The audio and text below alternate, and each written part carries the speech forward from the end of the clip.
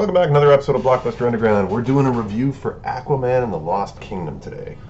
The last nail in the coffin for the DCEU, as we put it. Was the movie any good? No. Was I expecting it to be? No. Nutshell synopsis. Black Manta's back, wants revenge on Aquaman for what he did in the first movie, killing his dad, all that kind of crap. Finds this monster trapped in the ice under the earth for millions of years, who gives him this black trident that gives him superpowers now, to be able to kill Aquaman, and in turn Black Manta is tasked with getting some mineral that the Atlanteans have that can destroy the ice caps, and basically, long and short of it is global warming is the villain in this movie. Oh. Anyhow, so Aquaman decides to beat Black Manta. He has to team up with Orm, Patrick Wilson, who's been in jail since the last movie. So he breaks him out, and it's supposed to be like this buddy team-up thing where they go on an adventure together, and they eventually beat the bad guy, and movie ends. And that's pretty much the gist of it. Amber Heard is in the movie a lot more than most people thought she would be. One of the side plots in the new film is that they have a baby now, Arthur Jr., who can already talk to the fish, the way that Aquaman was in the first movie. Really bad movie. Patrick Wilson did his best with what he was given. Jason Momoa looked like he was having a lot of fun, but the script was pretty terrible. The CGI was so. Action scenes were okay. It's just another one of those films like they have been for the last little while, where it's like, why do we even care anymore? Especially with this one, because this is the last one.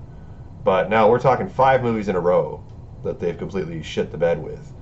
Black Adam, Flash, Shazam 2, Blue Beetle, which I didn't mind, and now Aquaman.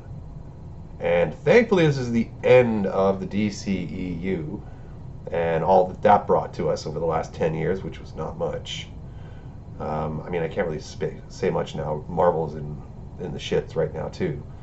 But, it wasn't a very good movie whatsoever. 2 hours and 5-minute runtime.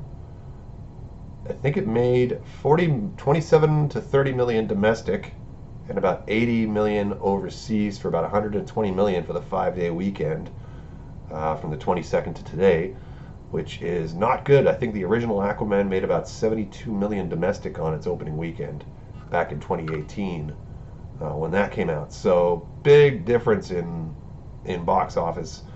Obviously big difference in quality of movie.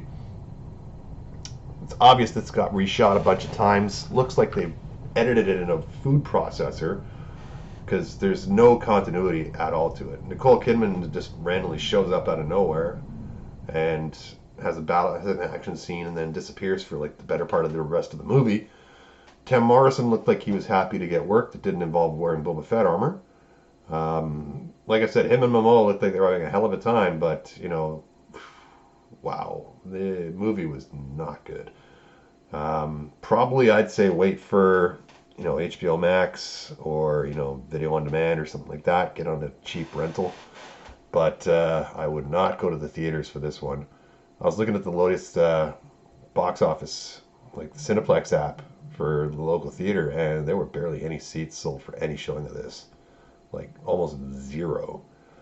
So I don't know. Like I said, hopefully James Gunn knows what he's doing, because if the new Superman movie falls on its face next July 2025, we're in real trouble, because he's supposed to be in charge of the full reboot, and a lot of people, myself included, so far don't seem to have much hope in said reboot. Word is now that Jason Momoa is now going to play Lobo in the DCU.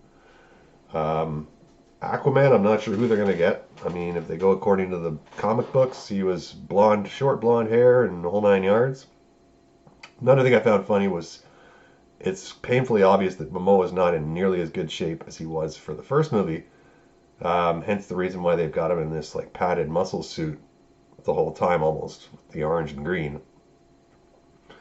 Willem Dafoe doesn't show up in the movie. Not sure why they axed him. Amber Heard, like I said, does have a larger part than anybody thought she would. She does get sidelined for a large majority of the movie.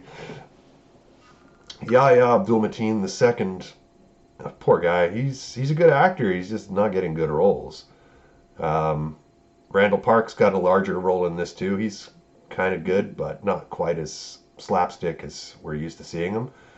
Dolph Lundgren shows up briefly. Nicole Kidman. Um, and that's about it, really.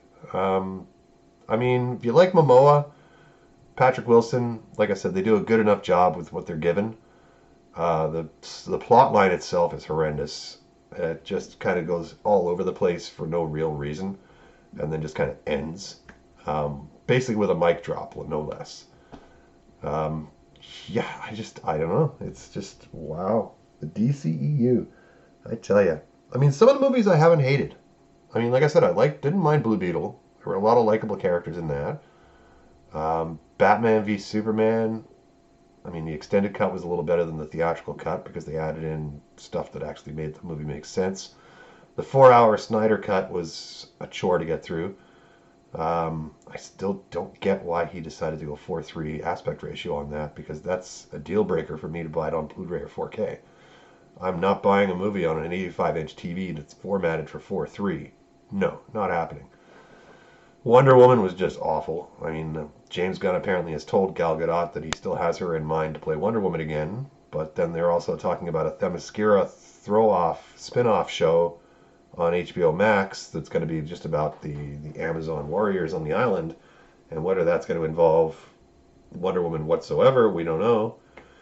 Batman, the Brave and the Bold is coming. They still haven't said anything about that as to who's playing Batman or Damian Wayne or anything like that. So, I mean, we're looking probably at least Superman's coming out 2025, so that's a year and a half from now. After that, I don't think they've even got a script for anything else. So how fast we're going to see anything getting pumped out is pretty suspect. I mean, it's the same thing for Marvel. Everything got bumped except for Deadpool 3 to 2025 because of major reshoots required. Brave New World, Captain America, Thunderbolts. God, what else did they push? I'm losing track. Blade, obviously. Oh God, I don't know when that movie's ever going to come out.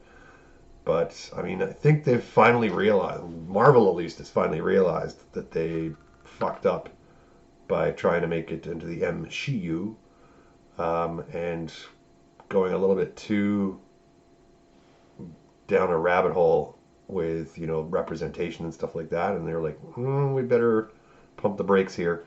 Although they have already confirmed that the Silver Surfer in the new Fantastic Four movie is going to be gender swapped to be a female. I don't know why. Dar-Ben in the Marvels was also gender swapped to be a female character from a male character that they were in the comics. We had the whole Jane Foster as Thor thing. Miss Marvel, the Marvels themselves, Photon, Wanda, the whole 9 yards. So, yeah, I mean, hopefully they can get their shit together because up until Endgame, the Marvel Universe was doing really well. And the DCEU universe got to make the difference now between the two. The DCEU was basically being single-handedly run by Zack Snyder, who was running it into the floor. So whether James Gunn can pull out a miracle and get a good series of movies going here that tap more into the feel of the comic books than some sort of idealistic agenda where we've got to represent every single minority and you name it into one movie every time, then we'll see. But yeah, I mean, the next thing coming up, comic book movies sort of thing wise, would be Echo is dropping in January on Disney Plus. 5-episode run, all dropping at the same time. Supposedly super violent. TVMA, the whole 9 yards. There's a couple of trailers up already which showcase a little bit about how violent this show is actually going to be. Daredevil is going to make a small cameo in it, I heard. I've also heard rumors that Spider-Man 4 is going to involve Spidey with Ant-Man and Daredevil. Okay. Not sure why Ant-Man, but anyhow. Quantumania was not a good movie, as you all well know. But yeah, I mean, I'm hopeful. I'm cautiously optimistic regarding what's coming up down the pipe. I hope they don't shit the bed anymore. I've been a fan of DC and Marvel my whole life. More Marvel than DC. I mean, DC, I'm more like, Batman, Superman. Marvel, I was heavy when I was a kid into Spider-Man, X-Men, um, and what was the other books I read? Wolverine, offshoot of X-Men. Yeah, mostly the Spidey and X-Men though. So yeah, here's hoping 2024. Pray to God they can actually start cranking out some good content and not inundate us with schlock.